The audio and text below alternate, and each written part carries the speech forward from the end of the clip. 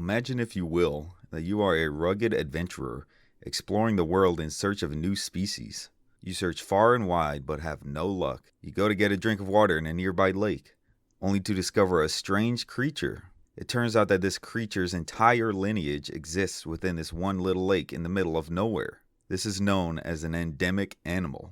Endemic animals are species that only exist in one specific region of the world. Just like how I'm endemic to my basement, strip mining in Minecraft till my eyes bleed. Today, I'd like to discuss a couple of endemic animals that I find interesting. Let's start with something that people usually mistake me for, a duck. Specifically, the Laysan duck, also known as the Laysan teal. According to fossil evidence, these fellows once lived across the entirety of the Hawaiian Isles, but are now only found on Laysan Island, which, once you know it, that's where they get their name from. These ducks lived peacefully on their island, doing bird stuff, until the late 19th century, when rabbits were introduced to the islands by guano miners. For those that don't know what guano is, it's basically a lump of bird poop. Now, why were people mining for these delectable dumplings? Well, guano was found to be very effective fertilizer during these times, so the demand for it was high. It was even used in the production of gunpowder and other explosives.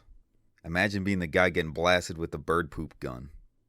Anyways, these rabbits brought the Laysan duck to near extinction in 1912, with only 12 surviving birds left, 7 adults and 5 babies.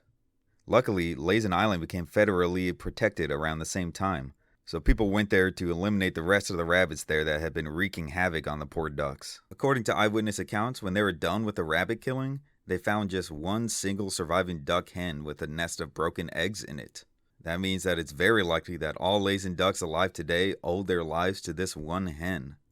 Talk about being a girl boss, am I right? The eradication of the rabbits allowed the ducks to finally grow their population again, reaching a population of around 500 little fellows by the 1950s. Congress passed the Endangered Species Preservation Act in 1966, thanks Lyndon, and the Laysan ducks were officially declared an endangered species. Nowadays, we have a select few ducks being tracked through little leg bands that monitor their reproductive success and survival of the birds. Imagine being that poor duck trying to get lucky, but you have a bunch of scientists roasting you for it. Enough of these goofy ducks, now let's move on to another bird, the Wake Island rail.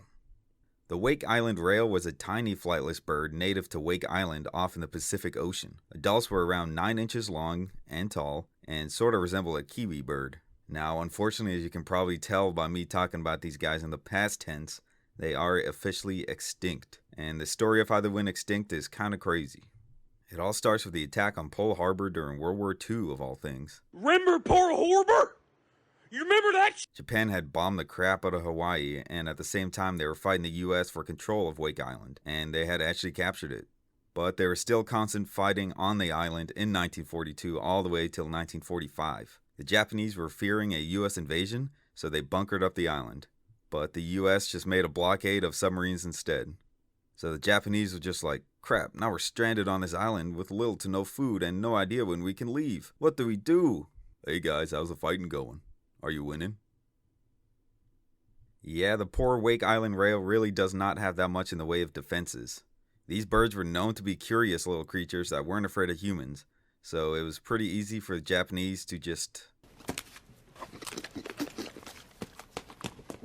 The men on the island were starving to death, so they overhunted the rail all the way to extinction by 1945 when the US finally took back the island. The Americans were greeted by the carcasses of thousands of Wake Island rails, and it was so devastating to the world that it caused all the nations to settle their differences and to finally end World War II. I may have made that last part up. Alright, that's enough about birds that are endemic to Hawaiian Islands. Next, we have the funniest animal on this list, and by that I mean the chunkiest, and the lumpiest, and the goopiest. Found only in the western Ghats of India, I present to you the purple frog. Described by locals as looking like a turtle without its shell, the purple frog is a lumpy little guy who also sounds like this.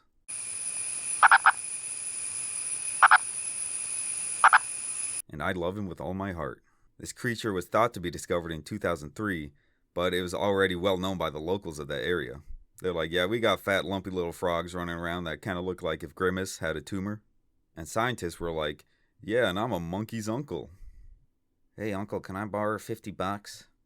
Not now, Throckmorton. I'll be honest, I only chose a purple frog for this list because of how goofy they look. Plus, the range for where this guy can be found is probably the largest of all these animals on the list. But the good news is, this is the only species on this list who's not endangered at all. Don't you just love happy endings? Well, good, because this video is not over. I've saved the most crazy cryptid-like animal for last, and that's because it was actually classified as a cryptid. Meet the Hoan Kiem turtle of Southeast Asia. It is a super rare soft-shelled turtle that kind of reminds me of the elites from Halo. They are only found in the Hoan Kiem Lake in Vietnam. Or should I say they were only found there. Alright, get ready for me to mispronounce a lot of Vietnamese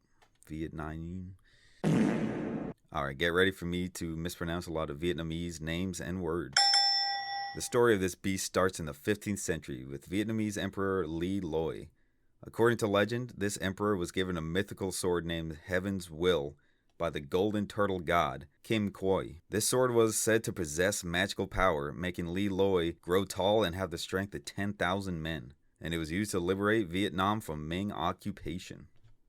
After the war, Le Loi was out boating on the lake. Suddenly, the golden turtle god reappeared before him and was like, "Hey, so I'm gonna need that sword back, it's a family heirloom and all that good stuff." The emperor thanked the turtle for giving him the sword in the first place, returned it, and never saw him again. He then had the lake renamed to Hoan Kiem Lake, meaning the lake of the returned sword. Man, sometimes you just read something cool on Wikipedia that makes you want to make a shirt out of it. And then, 500 years later, in 1967, a fisherman found one of the same golden turtles still alive in the same lake.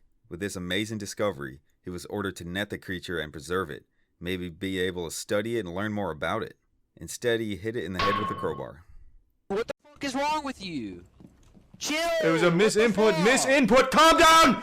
You calm down! They ended up preserving the body and showcasing it in a temple off the shore of the lake. But with this being the first time that anyone had seen the Hoan Kiem turtle in centuries, there was hope that more were living somewhere else in the lake. In 2011, efforts were made to capture and medically treat one of the last turtles found in the lake. It took several failed attempts, but finally, the power of the Vietnamese military was able to capture it and construct an enclosure for it in the middle of the lake. Here, scientists were able to study it and they determined that it was a female. Frickin' girl boss! Witnesses from the area say that there must be at least 2 or 3 turtles total in the lake, but this is debated. Unfortunately, the last known Hoan Kiem turtle was found dead in 2016. Rip in peace. And that's just a couple of endemic animals that I personally find interesting. Let me know if there's any that I miss and I'll be sure to ignore it. Thank you for watching. I hope you liked it. This is the most effort I've ever put into anything ever in my life. If you want your name at the end of the credits or just to support me, please consider joining my Patreon. Alright, have fun. Bye.